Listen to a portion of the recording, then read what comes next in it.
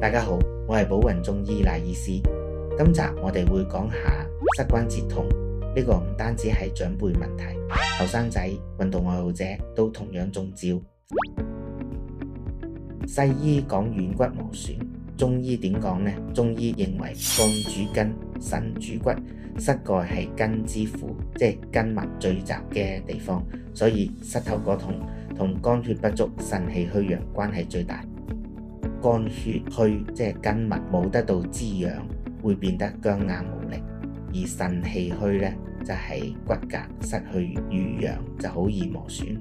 再加上風寒濕邪入侵，例如好似成日對住冷氣風口，或者屋企住近海邊會潮濕嘅呢，都好容易寒氣入骨，就會痛得更厲害。簡單啲嚟講呢，膝頭呢就好似機器嘅齒輪，氣血就係潤滑劑，潤滑劑唔夠，齒輪呢就會磨損，發出聲音啦。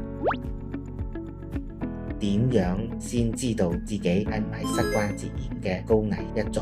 以下呢就有6類組別呢，睇下你中邊個。第一類，長時間吹冷氣嘅人，可能喺辦公室座位位置正對冷氣風口，膝頭保暖唔夠，就好容易令關節寒邪入侵啦。第二類係一啲冇着合適嘅鞋嘅人士啦，女士可能中意扮靚或者工作需要，長期都要着住高踭鞋，或者係着啲超薄平底鞋，完全冇足夠承托力同避震嘅。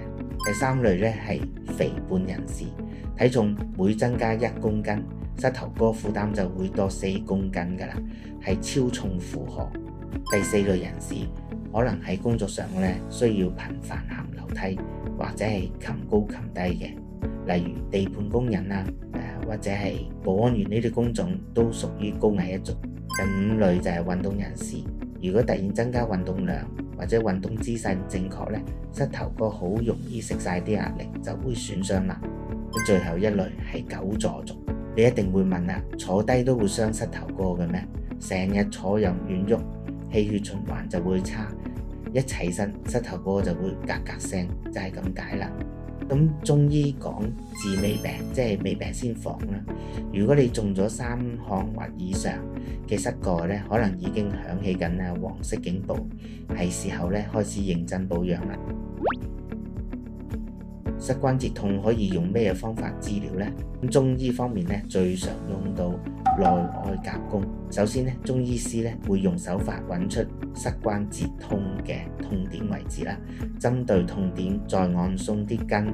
正所謂筋有骨症，好多時痛症出現都係因為筋出錯，所以好多時我哋中醫會先用手法先理筋後正骨，之後呢因應情況可以配合針灸疏通翻經絡氣血，或者係脈灌驅寒祛濕。